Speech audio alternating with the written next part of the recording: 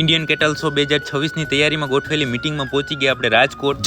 જય માતાજી મિત્રો। આજે હતી તારીખ 12 ને આપણે જવાનું હતું રાજકોટ। તો સવારના વહેલા હું અને ચેતનભાઈ બંને આપણી ગાડી લઈને નીકળી ગયા રાજકોટ જવા માટે। આપણે રાપરથી સવારના વહેલા નીકળ્યા નોન સ્ટોપ પહોંચી ગયા મીટિંગના સ્થળે અને અહીંયા પોગ્યાની સાથે જ આપણે એક બેનર જોવા જડ્યું। પછી આપણે આવી ગયા અંદરની બાજુ। તો અંદરની બાજુ પણ સેમ બેનર જ મારેલું હતું। ત્યાં આપણે આ મીટિંગ એટેન્ડ કરી અને મીટિંગની અંદર 1.5 કલાક જેવો સમય લાગ્યો અને બધું સમજાયું આપણે આ એક્સપો વિશે। હવે સમય થઈ ગયો તો જમવાનો અને જમવાની વ્યવસ્થા પણ અહીંયા જ હતી અને આ બધા મિત્રો પણ જમવાની લાઈનમાં જ ઉભા હતા। તો આપણે ત્યાં ઊભી ગયા જમવાનું કામ ઓકે કરીને હું ત્યાં ગયો ગૌશાળા જોવા માટે। તો સુંદર મજાના વાસુડા હતા અને આ વાડાની અંદર આ વાસુડા સાથે એક આખલો હતો કે જે હું 1 વર્ષ પહેલા અહીંયા આવ્યો હતો ત્યારે પણ આ વાડાની અંદર જ હતો। આ ટોલી જેવી વસ્તુ એક પિંજરું હતું ને પિંજરાની અંદર હતા લવારા વાસુડા ને પિંજરું જોયા બાદ આપણે ત્યાંના આખલા ગાયો અને બધી સુંદર મજાની લાલપરી મેલડી માતા ગૌશાળાની ગાયો જોઈ। એ બાજુ યંગ ગાયો જોઈને આ બાજુ થોડી મોટી ઉંમરની ગાયો જોવા માટે આપણે આવી ગયા। તો એ ગાયો પણ અદ્ભુત હતી સુંદર મજાની ગાયો જોઈને આપણે આ ગૌશાળાના સ્પેશિયલ આખલાના વોર્ડની અંદર આવી ગયા હતા કે જ્યાં એક આખલો બેઠો હતો। અત્યારે ગૌશાળાની મુલાકાત લેવામાં આપણી સાથે દશરથભાઈ પણ હતા તો એને મળ્યા અને ત્યાં જ મારી નજર એક આ ભીલા આખલા ઉપર પડીને ભીલા આખલાનું રૂપ આમ કંઈક અલગ જ હતું અને વિચિત્ર મને લાગતું। હવે આપણે આ ગૌશાળાનું ટોટલ પશુધન જોઈ લીધું હતું પછી હું ચેતનભાઈ ફરીથી આવી ગયા ટોલી પાસે કારણ કે સમજાતું નતું શેના માટે છે ટોલીનો મૂળ ઉપયોગ શું છે એ આપણે સમજાણું નહીં પણ આ વાસુડા બધા આની અંદર